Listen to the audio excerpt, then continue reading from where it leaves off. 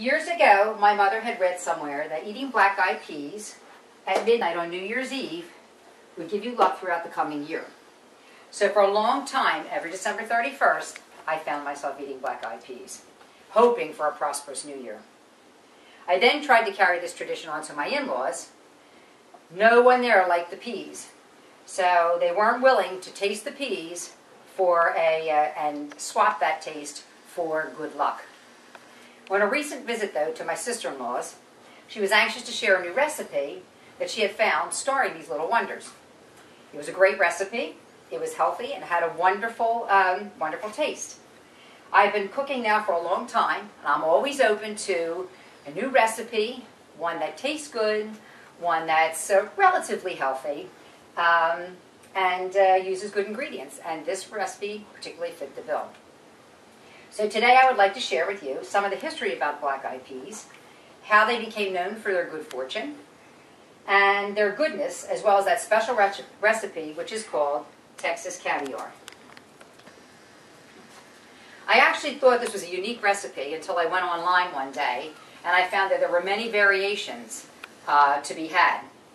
However, I'm going to use the one that my sister-in-law gave me. So according to ljworld.com, black-eyed peas were said to date back to Africa. From Africa they went to the West Indies, and from the West Indies they found their way to the United States through slave trade.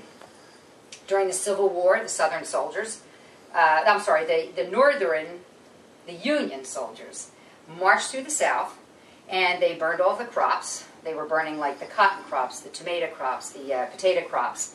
However, the black-eyed peas, they were spared. So the Southerners ate the black-eyed peas, and they used them for survival. The legend of of good luck on New Year's Day came from this period in American history.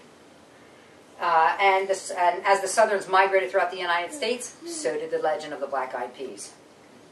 From a health standpoint, a half a cup of the black-eyed peas is equal to half a cup of these black-eyed peas provides as much protein as 2 to 3 ounces of red meat. They are also loaded with potassium, iron, folate, and vitamins. And one of their biggest assets is they are a good source of fiber.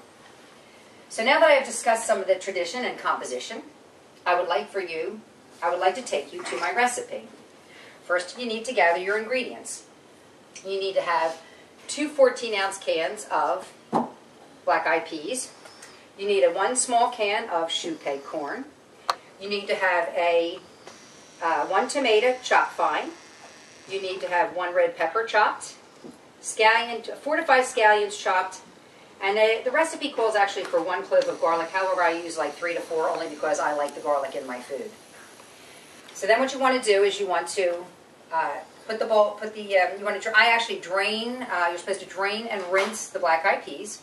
So what I do is I throw in a colander, I rinse them with water. Then you take your black-eyed peas and you add them to the beans. Then you add your tomatoes. And in the interest of time, I went ahead and cut everything up. You add your black pepper. You add your scallions and your garlic. And you want to give it a little quick stir.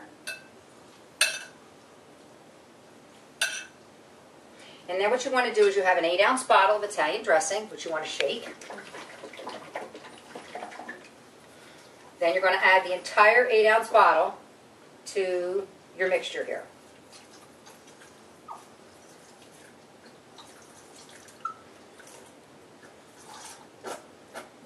Sounds good. And then we're going to stir this up. We're going to mix up a little bit. After it's all mixed, you want to cover your bowl. You want to refrigerate it for 2 to 3 hours or overnight. I actually find that overnight is better because the flavors blend more, and it's definitely better tasting after it's been in the refrigerator overnight. You're going to use your tortilla chips, and the next day or whenever you're going to take it out again, you want to enjoy your creation. You definitely want to do this with a glass of, either a nice cold glass of iced tea or definitely a nice cold beer. So you can enjoy it on any kind of special occasion. In conclusion, I have reviewed the legendary history of the black-eyed peas, some of the healthy goodness that you can reap, a recipe you can enjoy at any time, and I hope now that on this New Year's Eve or any New Year's following, you will give some thought to bringing some luck into your life for the coming year by enjoying this great tradition. Now, are there any questions? Do you use it as an appetizer, or do you use it as part of your meal? Most of the time we use it as an appetizer. My mother's a vegetarian, so this comes close to fulfilling the full complement of a meal.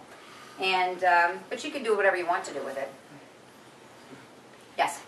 Do you have to use choux corn, the recipe? This recipe happens to call for choux corn. Choux corn is known to be very, very sweet. The kernels are smaller. But the recipes that I found online, they just tell you to use sweet corn. So whatever your preference is. Okay?